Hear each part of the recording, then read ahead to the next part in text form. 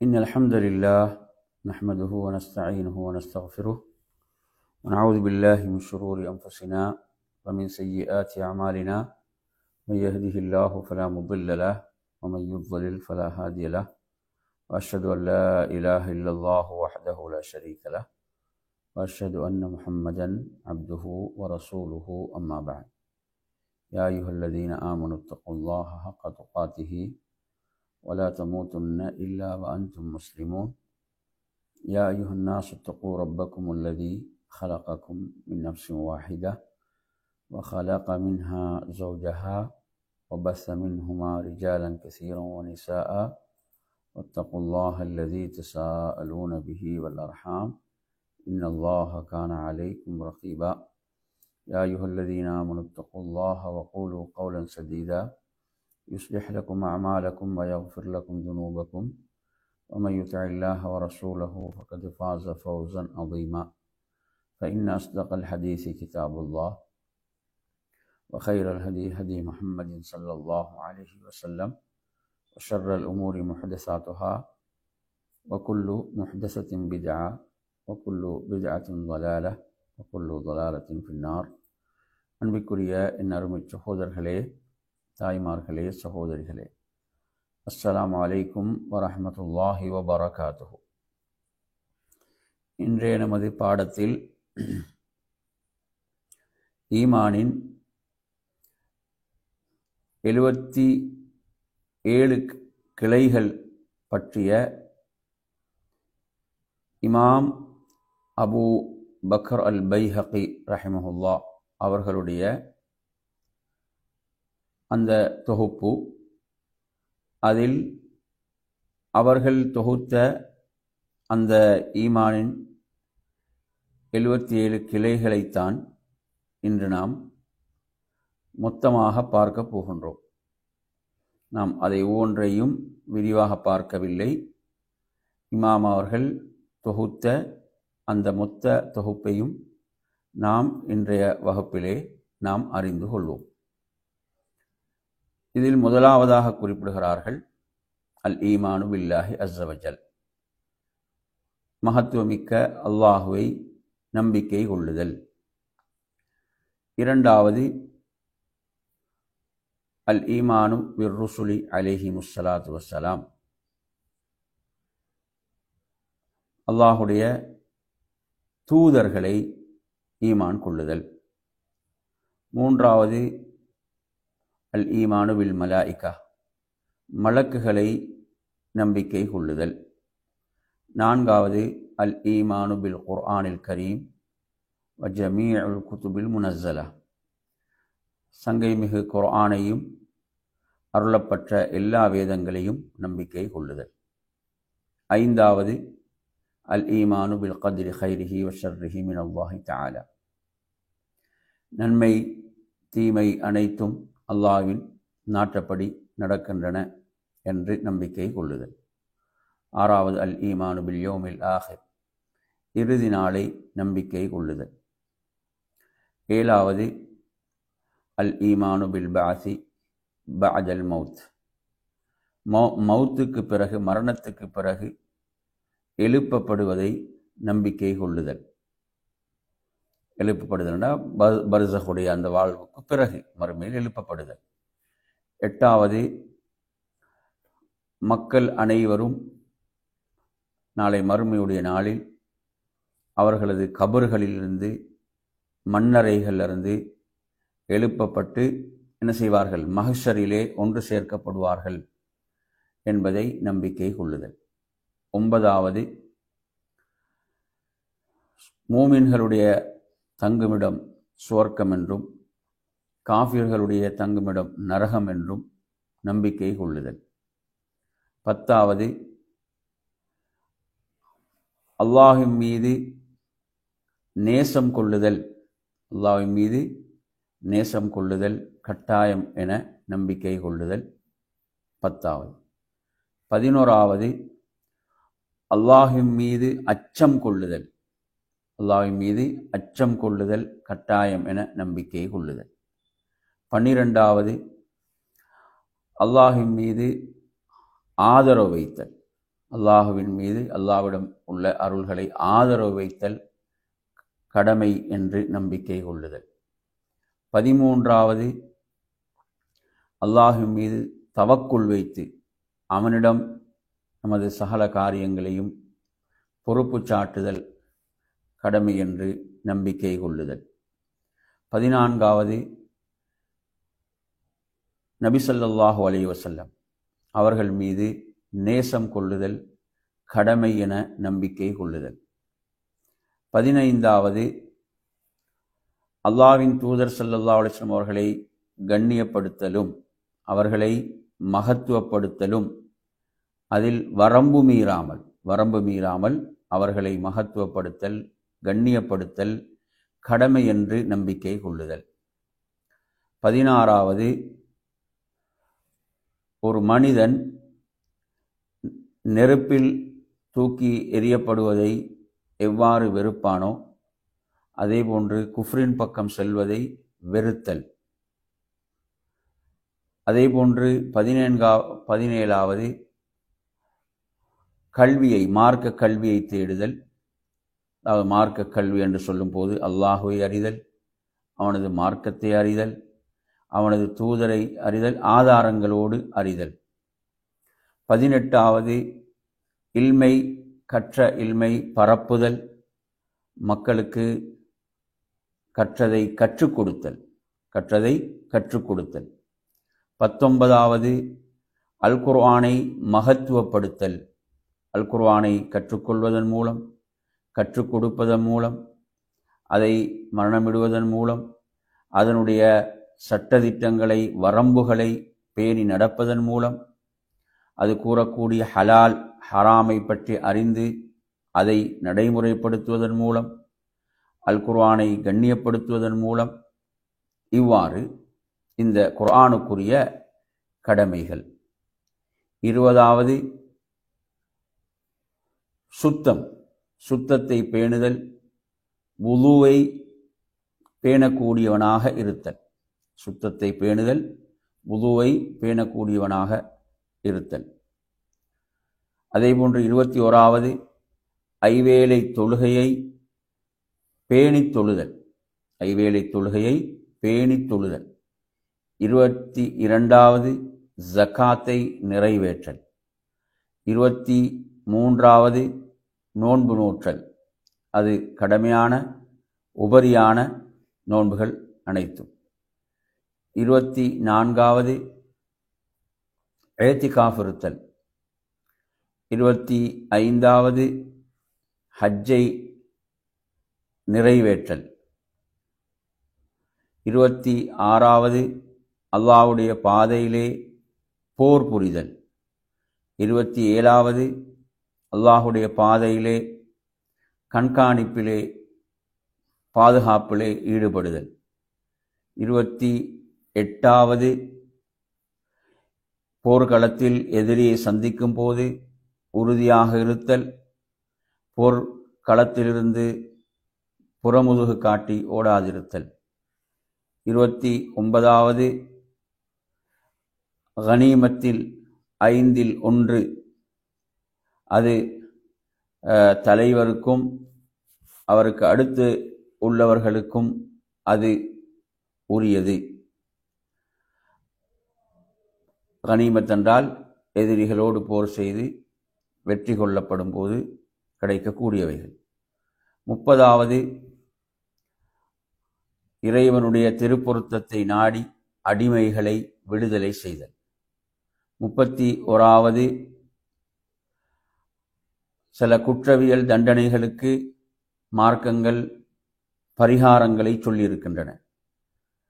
அந்த பரிகாரங்கள் கட்டாயமானவைகள். அல் குர்ஆனும் சுன்னாவும் கூறியிருக்கக்கூடிய அந்த பரிகாரங்களை நிறைவேற்றுவது கட்டாயம். அதில் 4 இங்கு இமாம் அவர்கள் குறிப்பிடுகிறார்கள். கொலைக்கான பரிகாரம், அதேபோன்று தாயை அதாவது மனைவியை தாய்க்கு ஒப்பாக்கிவிட்டால் அதற்கான பரிகாரம், சத்தியத்தை முறிப்பதற்குரிய பரிகாரம், ஒருவர் சத்தியம் செய்தால் அதை முறிக்க வேண்டிய ஒரு நிலை ஏற்பட்டால் அதை முறிப்பதற்கான பரிகாரம், அதே போன்று ரமலானுடைய பகல் காலங்களில் கணவன் மனைவியோடு இல்லற உறவில் ஈடுபட்டு விட்டால் அதற்கான பரிகாரம். 32வது ஒப்பந்தங்களை நிறைவேற்றுதல். இதில் நாங்கள் ஈமானுடைய கிளைகளை பார்த்து வருகிறோம். அந்த ஈமானுடைய கிளைகளில் தான் இந்த ஒவ்வொன்றையும் இமாம் அவர்கள் குறிப்பிடுகிறார்கள். ஒப்பந்தங்களை நிறைவேற்றுதல். 33வது அல்லாஹுடைய அருள்களை நிஅமத்துகளை நாம் எண்ணி அந்த நிஅமத்துகளுக்கு நன்றி உள்ளவர்களாக நடத்தல். அல்லாஹ் செய்த அருள்களுக்கு நிஅமத்துகளுக்கு நன்றியோடு நடத்தல். 34வது நாவை பேணுதல். 34வது நாவை பேணுதல், அதாவது தேவையற்ற விடயங்களை பேசுவதிலிருந்து தேவையற்றவைகளிலிருந்து நாவை பாதுகாத்து கொள்ளுதல். 35வது அமானிதத்தை பேணுதல்.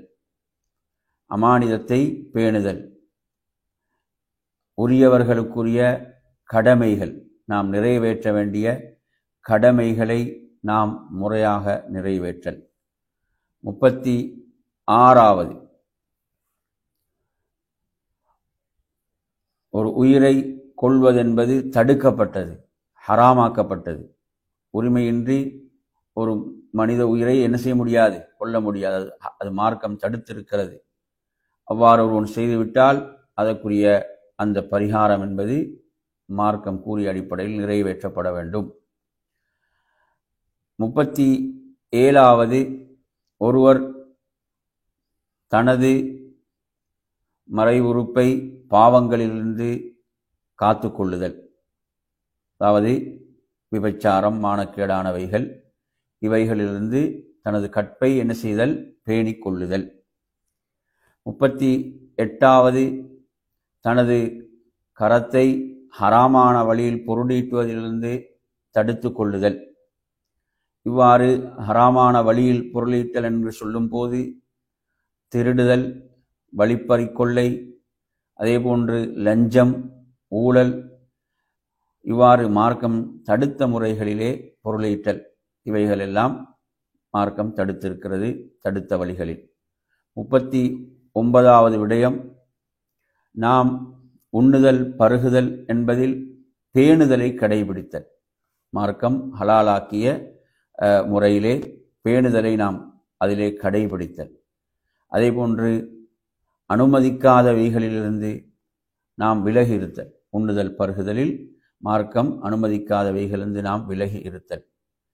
40வது நமது ஆடை விஷயங்களில், நமது அலங்காரங்கள், ஆடைகள், அதே போன்று நாம் பயன்படுத்தக்கூடிய பாத்திரங்கள், இவைகளில் மார்க்கம் தடுத்தவற்றை விட்டுவிடுதல். மார்க்கம் தடுத்தவற்றை, வெறுக்கக்கூடியவற்றை விட்டுவிடுதல். 41வது மார்க்கம் தடுத்த வீண் விளையாட்டுக்கள்.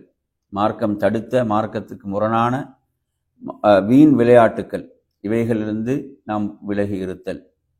42வது நாம் பொருளாதாரத்தை செலவு செய்யும் போது நடுநிலையை மேற்கொள்ளுதல். அதில் நாம் நடுநிலையை கையாளுதல். அதேபோன்று அசத்திய வழியிலே பொருளீட்டுதலை நாம் முழுமையாக தவிர்த்து கொள்ளுதல். 43வது நாம் குரோதம், பொறாமையிலிருந்து விலகுதல், அவற்றை விட்டுவிடுதல். குரோதம் கொள்ளுதல், பொறாமை கொள்ளுதலை விட்டு நாம் விலகி இருத்தல், அதை விட்டு விடுதல். 44வது மனிதர்களுடைய மானம். மனிதர்களுடைய மானம், பிற முஸ்லிம்களுடைய மானம் என்பது அது புனிதமானது. அதில் நாம் என்ன செய்துவிடக்கூடாது, அவர்களுடைய கண்ணியத்துக்கு இழுக்காகின்ற விதத்தில், அவர்களுடைய கௌரவத்தில் கை வைக்கக்கூடிய விதத்தில் நாம் செயல்படக்கூடாது. இதை மார்க்கம் புனிதமாக்கி இருக்கிறது. இவ்வாறான செயல்களிலிருந்து நாம் விலகி இருத்தல். 45வது அமல்களை இஹ்லாஸாக அல்லாஹ்வுக்காக நிறைவேற்றல், முகஸ்துதியை விட்டுவிடுதல். 46வது நன்மைகளை கொண்டு மகிழ்ச்சி அடைதல்.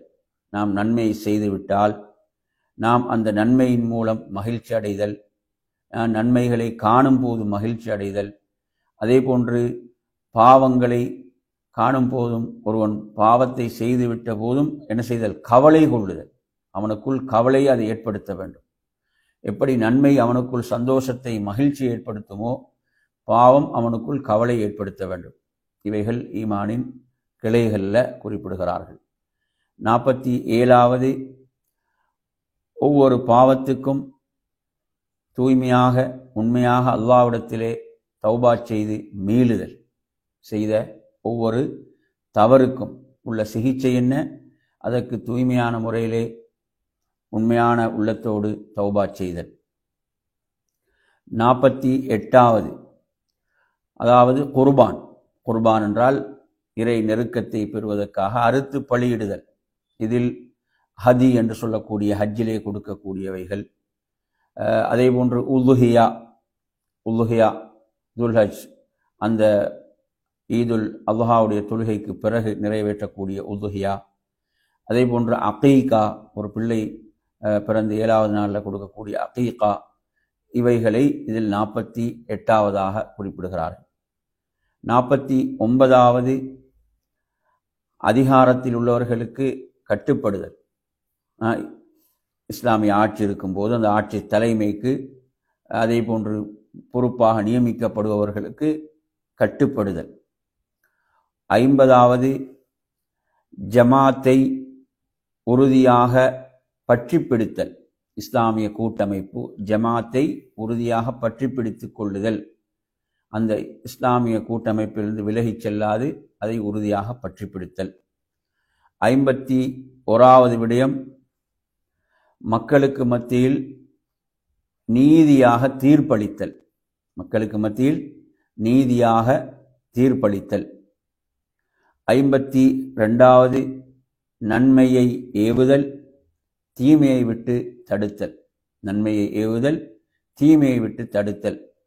53வது, நன்மையான விஷயங்களிலும் தக்வாவுடைய விஷயங்களிலும் ஒருவருக்கொருவர் பரஸ்பரம் உதவியாக இருத்தல். நல்ல விஷயங்களிலும் தக்வாவுடைய விஷயங்களிலும் ஒருவருக்கொருவர் பரஸ்பரம் உதவி கொள்ளுதல். 54வது, வெட்கம். 54வது என்ன? வெட்கம் கொள்ளுதல், வெட்கப்படுதல். 55வது, பெற்றோர்களுக்கு நன்மை செய்தல். 55வது, பெற்றோருக்கு நன்மை செய்தல். 56வது, இரத்த உறவுகளை சேர்ந்து வாழுதல். இரத்த உறவுகளை, இரத்த பந்துக்களை சேர்ந்து வாழுதல். 57வது, நட்பண்புகளோடும் நற்குணங்களோடும் நடந்து கொள்ளுதல். 58வது, அடிமைகளோடு நல்ல முறையில் நடந்து கொள்ளுதல். இன்று அடிமைகள் இல்லாவிட்டாலும் தனக்கு கீழ் வேலை செய்யக்கூடிய பணியாளர்கள், வேலையாட்கள் இருக்கிறார்கள் இல்லையா? எனவே அவர்களோடு நல்ல முறையில் நடந்து கொள்ளுதல். 59வது, அடிமைகள் தங்களுடைய எஜமான்களோடு நல்ல முறையில் நடந்து கொள்ளுதல். தங்களுடைய எஜமானர்களோடு நல்ல முறையில் நடந்து கொள்ளுதல். 60வது, அதாவது மனைவி பிள்ளைகளுக்குரிய கடமைகளை முறையாக நிறைவேற்றுதல். 61வது, அதாவது மார்க்கத்தோடு உள்ளவர்களோடு நெருக்கமாக நடந்து கொள்ளுதல், நேசம் பாராட்டுதல். அதே போன்று சலாத்தை பரப்புதல், அதே போன்று முசாஃபஹா செய்தல் என்ற விடயங்களை 61வது விடயமாக சொல்கிறார்கள். 62வது விடயம், சலாத்துக்கு பதில் சொல்லுதல். 63வது, நோயாளியை நலம் விசாரித்தல். 64வது, அதாவது அஹ்லுல் கிப்லான்னு சொல்லக்கூடிய முஸ்லீம்கள் மரணித்து விட்டால் அவர்களுக்காக ஜனாசா தொழுகையை தொழுதல். 65வது தும்மிய ஒருவர் அல்ஹம்துலில்லா என்று சொன்னால் யர்ஹமுக்கல்லாஹ் என்று சொல்லுதல். 66வது அதாவது நிராகரிப்பாளர்கள், குழப்பம் செய்யக்கூடியவர்கள், அதேபோன்று முஸ்லிம்களோடு இஸ்லாத்தோடு கடுமையாக நடந்து கொள்ளக்கூடியவர்களை விட்டு விலகி இருத்தல். 67வது அண்டை வீட்டார்களை கண்ணியப்படுத்தல், அண்டை வீட்டார்களை கண்ணியப்படுத்தல். 68வது விருந்தினரை கண்ணியப்படுத்தல், இக்ராமுல் தைஃப், விருந்தினரை கண்ணியப்படுத்தல். 69வது பிறர் செய்யக்கூடிய தவறுகள், பிறர் செய்யக்கூடிய தவறுகளை மறைத்தல், பிறருடைய குறைகளை தவறுகளை மறைத்தல். 70வது சோதனைகளின் போது பொறுமையாக இருத்தல். அதேபோன்று நஃப்ஸ் ஆசைகள் பாவங்களின் பால் தூண்டப்படும் போது நாம் நஃப்ஸை கட்டுப்படுத்தி கொள்ளுதல், அதில் வீழ்ந்து விடாமல்.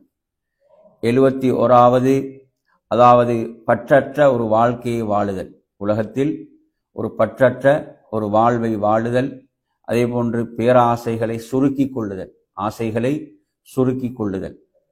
72வது அதாவது ரோஷம், என்ன செய்ய வேண்டும்? ரோஷம் என்ற பண்பு, இந்த ரோஷம் என்ற பண்பு இருக்க வேண்டும். ஒவ்வொருடமும் என்ன செய்ய வேண்டும்?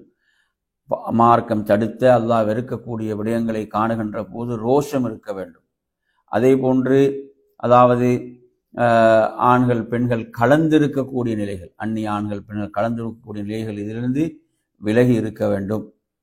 73வது அதாவது வரம்பு மீறக்கூடாது, வரம்பு மீறுதலிலிருந்து விலகி கொள்ள வேண்டும். மார்க்க விடயங்களில், தீனுடைய விஷயங்களில் என்ன செய்வது? வரம்பு மீறக்கூடாது. பொதுவாகவே எந்த விஷயத்திலும், அது தீனாக இருக்கலாம், துன்யா, எதிலும் என்ன செய்யக்கூடாது? வரம்பு மீறுதல் என்பது இருக்கக்கூடாது, அதை புறக்கணிக்க வேண்டும். 74வது நாம் என்ன செய்தல்?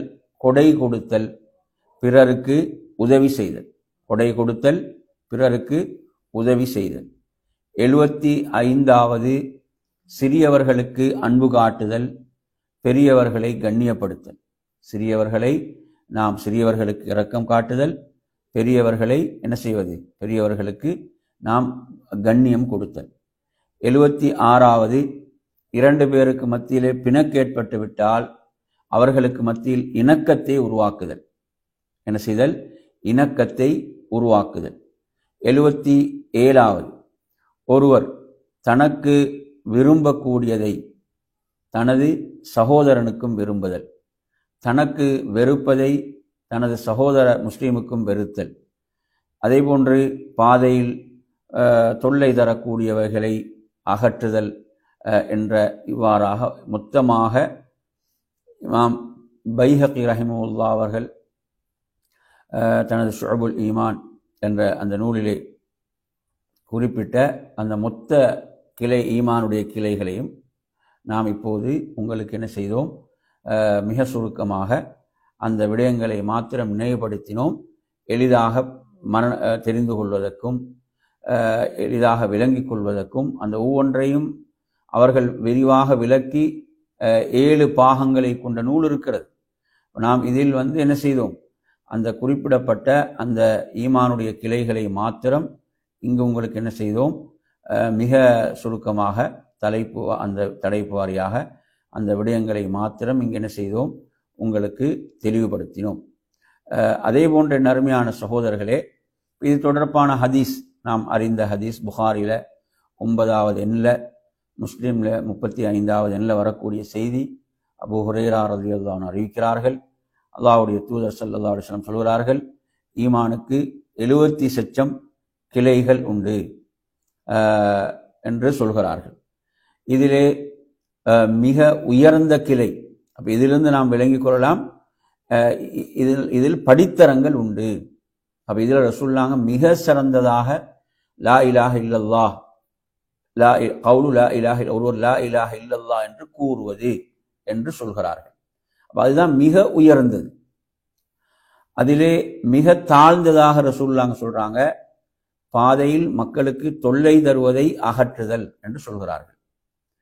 அடுத்து சொல்கிறார்கள், வெட்கமும் ஈமானுடைய கிளையில் நின்றும் உள்ளதுதான் என்று சொல்கிறார்கள். இந்த ஹதீஸை நாம் எடுத்தோம் என்று சொன்னால், அதாவது நாம் பாருங்கள், பாதையில் மக்களுக்கு தொல்லை தருவதை அகற்றுவது இருக்கிறதே, அதுவே என்ன செய்யும்? ஒருவரை சொர்க்கத்தில் நுழைவிக்கும். அல்லாஹ்வுடைய தூதர் ஸல்லல்லாஹு அலைஹி வஸல்லம் சொல்கிறார்கள், பாதையில் மக்களுக்கு தொல்லை தந்து கொண்டிருந்த ஒரு மரக்கிளை ஒருவர் வந்து வெற்றி அகற்றினார், அவர் வந்து சுவர்க்கத்தில் உலா வருவதை நான் பார்த்தேன் என்று ரசூலுல்லாஹ் சொல்றாங்க. எனவே ஈமானுடைய ஆக தாழ்ந்த கிளையாக உள்ள மக்களுக்கு தொல்லை தருவதை பாதையிலிருந்து அகற்றுவதற்கே சொர்க்கம் கிடைக்கிறது என்றால், மிக மிக உன்னதமான கிளையான லா இலாஹ இல்லல்லாஹ் என்பதற்காக ஒருவர் செயல்படும் போது, அந்த லா இலாஹ இல்லல்லாஹ் என்ற அந்த உயர்ந்த உன்னதமான கிளைக்காக தன்னை அர்ப்பணித்துக் கொள்ளும் போது எவ்வளவு பெரிய சிறப்பை அவர் அல்லாஹ்விடத்திலே அடைவார். அவர் லா இலாஹ இல்லல்லாஹ் என்ற கலிமாவின் பால் மக்களை அழைக்கிறார். அந்த கலிமாவுக்குரிய கடமைகளை அவர் முறையாக நிறைவேற்றுகிறார். அந்த கலிமாவை முறிக்கக்கூடிய எந்த செயலிலும் அவர் ஈடுபடவில்லை. இவ்வாறு அந்த கலிமாவுக்குரிய கடமைகளை செய்தவராக கலிமாவின் பால் மக்களை அழைக்கக்கூடிய அந்த பணியை செய்பவர்கள் எவ்வளவு சிறப்புக்குரியவர்கள் என்பதை நாம் விளங்கிக் கொள்ள வேண்டும். அதே போன்று இந்த ஹதீஸை நாங்கள் பார்க்கும்போது சொல் சார்ந்ததும் வருகிறது. ரசூலுல்லாஹ் சொல்றாங்க, மிக உயர்ந்த கிளை என்ன? அதில் மிகச்சிறந்தது லா இலாஹ இல்லல்லாஹ் என்று கூறுதல் என்று வருகிறது. கூறுதல் என்ற என்ன? வெறுமனை பொருளை விளங்காம கூறுவது அப்படியா? இல்லை. அதாவது அதனுடைய பொருளை விளங்கி கூறுதல், உள்ளத்தால் அதை விளங்கி உணர்ந்து அதை கூறுதல். அவர் அதற்கு முரண்பட மாட்டார். அதே போன்று மக்களுக்கு பாதையில் தொல்லை தரக்கூடியவதை அகற்றுவது இருக்கிறதே, அது செயல் சார்ந்ததற்கு என்ன செய்யலாம்? செயல் சார்ந்த ஈமானுடைய கிளைக்கு அதை நாம் சொல்லலாம். அதே போன்று வெட்கம் ஈமானுடைய கிளையில் நின்றும் உள்ளதென்று சொல்றாங்க. அப்ப இது உள்ளம் சார்ந்ததற்கு இதை எடுக்கலாம். இவ்வாறாக என் அருமையான சகோதரர்களே, அப்ப இந்த ஈமானுடைய கிளைகளை பொறுத்தவரையில அதில் மிக உயர்ந்ததாக லா இலாஹ இல்லல்லாஹ் என்பது இருக்கிறது. அதற்கு மேல் ஒன்று கிடையாது. எனவே இவ்வாறாக இந்த ஈமானுடைய கிளைகளை பற்றி அல்லாஹ்வின் தூதர் ஸல்லல்லாஹு அலைஹி வஸல்லம் அவர்கள் என்ன செய்கிறாங்க? குறிப்பிடுகின்ற இந்த செய்தி. அதே போன்று நீங்கள் குர்ஆன்ல பார்க்கலாம், சூரத்துல் பக்ரா 2வது அத்தியாயம் 143வது வசனத்தில் இந்த ஹதீஸ் புகாரியில் 40வது எண்ணில் வரக்கூடிய ஒரு செய்தியாகவும் நீங்கள் பார்க்க முடியும். அதாவது உங்களுக்கு தெரியும், ரசூலுல்லாஹி ஸல்லல்லாஹு அலைஹி வஸல்லம் அவர்கள் மதீனாவுக்கு ஹிஜ்ரத் செய்து வந்த பிறகு சுமார் 16 அல்லது 17 மாதங்கள் மஸ்ஜிதுல் அக்ஸாவை முன்னோக்கி தொழுதார்கள். மஸ்ஜிதுல் அக்ஸாவை, பைத்துல் மக்திஸை முன்னோக்கி தொழுதார்கள். அதன் பிறகு வசனம் இறங்கியது. அல்லாஹ்வுடைய தூதரும் அவங்களோட விருப்பத்துக்கு ஏற்ப அவங்களும் அதை விரும்பினாங்க.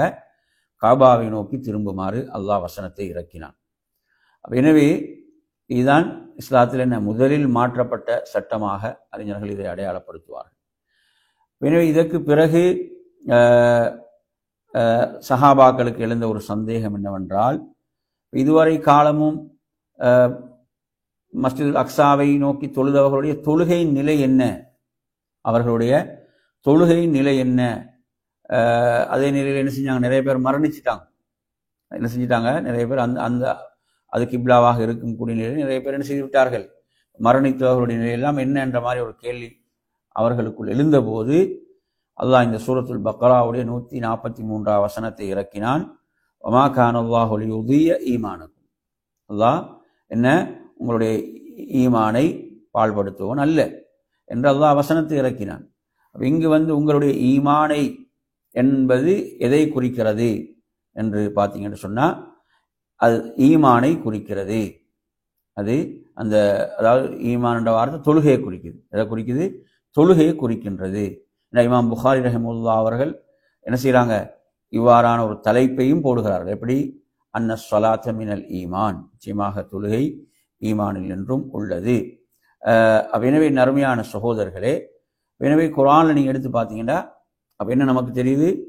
அப்போ அதாவது ஈமான் என்ற வார்த்தை எதற்கு பயன்படுத்தப்படுது? செயல் சார்ந்த இபாதத்துக்கும் பயன்படுத்தப்பட்டிருக்கிறது, தொழுகைக்கு பயன்படுத்தப்பட்டிருக்கிறது. எனவே இந்த முர்ஜியாக்கள் என்ற வழிகட்டவர்கள் எல்லாம் என்ன செய்யாது, நல்ல அமல்கள் ஈமான்ல எந்த தாக்கத்தையும் செலுத்தாதென்ற அந்த வழிகட்ட கொள்கைக்கெல்லாம் இதில் என்ன இருக்கிறது? மறுப்பு இருக்கிறது. எனவே நறுமையான சகோதரர்களே, இவ்வாறாக ஈமானுடைய இந்த கிளைகள், அடுத்து அறிஞர்கள் சொல்லக்கூடிய ஒரு முக்கியமான விளக்கம் என்னவென்று சொன்னால், அதாவது நற்செயல்கள் நல்லமல்கள் எல்லாம் ஈமானில் வரக்கூடியது. எதில் வரும்? ஈமானில் வரும் என்ற அந்த விளக்கத்தையும் சொல்வார்கள்.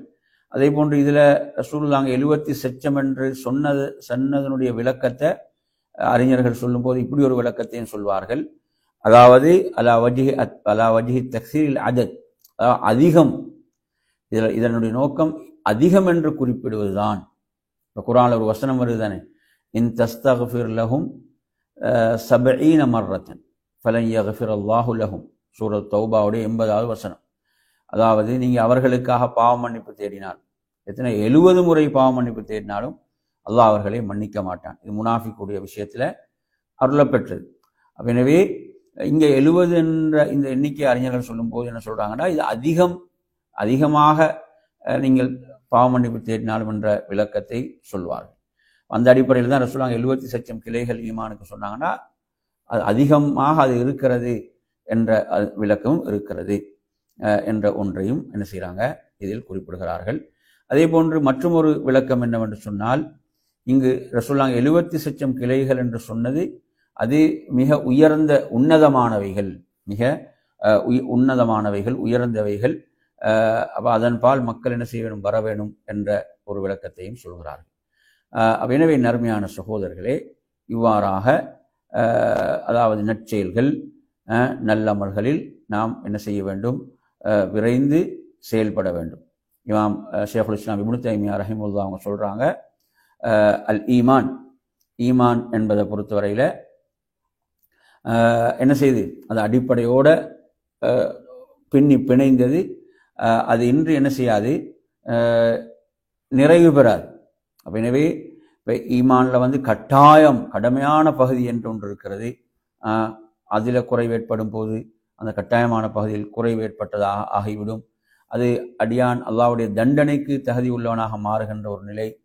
அதே போன்று ஈமானுடைய உபரியான நிலைகள், உபரியானதென்றால் அவனது அந்தஸ்துகளை உயர்த்தக்கூடியது, அதில் என்ன செய்யும்? குறைவுகள் ஏற்படும். அவ்வாறு ஏற்படும் போது வாலிமுல் நஃப்ஸி, அவன் தனக்கே அநியாயம் செய்து கொள்ளக்கூடியவனாக. குர்ஆனில் கூட நீங்கள் எடுத்தீங்கன்னு சொன்னால் அல்லாஹு தஆலா என்ன செய்கிறான்? 3 சாராரை பற்றி சொல்கிறான். பின்னர் நாம் அந்த வேதத்துக்கு அவர்களை நாம் என்ன செய்தோம்? வாரிசுகளை ஆக்கினோம் என்று சொல்லி எல்லாம் சொல்கிறோம். அதில் தங்களுக்கே அநியாயம் செய்து கொண்டவர்களும் அதில் இருக்கிறார்கள். அதே போன்று ஒரு நடுநிலை ஆனவர்களும் இருக்கிறார்கள். அதே போன்று நன்மைகள் அல்லாஹ்வுடைய அனுமதியோடு முந்தி செல்பவர்களும் இருக்கிறார்கள் என்று அல்லாஹ் என்ன செய்கிறான்? குறிப்பிடுவதை நாம் பார்க்கின்றோம். எனவே நறுமையான சகோதரர்களே, அந்த அடிப்படையில் இன்றைய நாம் இந்த வகுப்பில் என்ன செய்தோம்? மிக மிக சுருக்கமாக நாம் இந்த ஈமானுடைய 70 கிளைகளையும் நாம் அறிந்து கொண்டோம். இது விரிவாக ஒவ்வொரு கிளையும் பேசப்பட்ட தலைப்புகளும் இருக்கின்றன. அவற்றிலும் நாம் சென்றென்ன செய்யலாம்? கூடுதலான இல்மை நாம் பெற்றுக்கொள்ள முடியும், நமது இல்மை அதிகரித்து கொள்ள முடியும். எனவே அன்பிற்குரிய நறுமையான சகோதரர்களே, இன்றைய வகுப்பை நாம் இத்தோடு என்ன செய்வோம்? நிறைவு செய்து கொள்வோம். நமது ஈமான் அதிகரிப்பதற்காக, ஈமானுக்காக ரசூலுல்லாஹ் என்னென்ன துஆக்களை கற்றுத்தந்தார்களோ அந்த துஆக்களை நாம் அதிகமாக கேட்பது. அதில் நாங்கள் கற்றுக்கொண்ட துஆக்கல்ல, அல்லாஹும்ம ஜத்திதில் ஈமான ஃபி குலூபினா, அல்லாஹும்ம ஜத்திதில் ஈமான ஃபி குலூபினா, எமது உள்ளங்களில் யா அல்லாஹ் நீ ஈமானை புதுப்பிப்பாயாக, புதுப்பிக்க செய்வாயாக என்ற துஆ. இதேபோன்று அல்லாஹும்ம ஸையின்னா பிஸீனத்தில் ஈமான், அல்லாஹும்ம ஸையின்னா பிஸீனத்தில் ஈமான், அதாவது எம்மை ஈமானை கொண்டு எங்களை அலங்கரிப்பாயாக, அழகுபடுத்துவாயாக என்ற துஆ நபி அவர்கள் கேட்ட ஒரு துஆ. அதே போன்றுதான் மற்றும் ஒரு துஆ இருக்கிறது, அல்லாஹும்ம ஹப்பிப் இலையல் ஈமான் வஸையன்ஹு ஃபீ கல்பி வகர்ரிஹ் இலையல் குஃப்ர வல் ஃபுசூக வல் இஸ்யான் வஜஅல்னி மினர் ராஷிதீன். எனவே அல்லாஹும்ம ஹப்பிப் இலையல் ஈமான், ஈமானை எனக்கு நேசத்துக்குரியதாக ஆக்குவாயாக. வஸையின்ஹு ஃபீ கல்பி, அதை கொண்டு எனது உள்ளத்தை அழகுபடுத்துவாயாக. அல்லாஹும்ம ஹப்பிப் இலையல் ஈமான் வஸையின்ஹு ஃபீ கல்பி, அதை கொண்டு எனது உள்ளத்தை அழகுபடுத்துவாயாக என்ற இந்த துஆவை நாம் என்ன செய்கிறது, நாம் கேட்பது. இவ்வாறாக ஹதீஸ்களில் வந்த துஆக்கள், பிரார்த்தனைகள், நாம் என்ன செய்வது, இவ்வாறான துஆக்களை நாம் கேட்பதும் ஈமானை அதிகரிக்க செய்யக்கூடிய செயல்களை நமது வாழ்வில் நாம் அதிகப்படுத்திக் கொள்வதும் அல்லாஹ் அதற்கு நம் அனைவர்களுக்கும் அருள் பாலிப்பானாக என்று கூறி நிறைவு செய்கிறேன். வாஹிரு தஅவானா அல்ஹம்துலில்லாஹி ரப்பில் ஆலமீன். அஸ்ஸலாமு அலைக்கும் வரஹ்மத்துல்லாஹி வபரகாத்துஹு.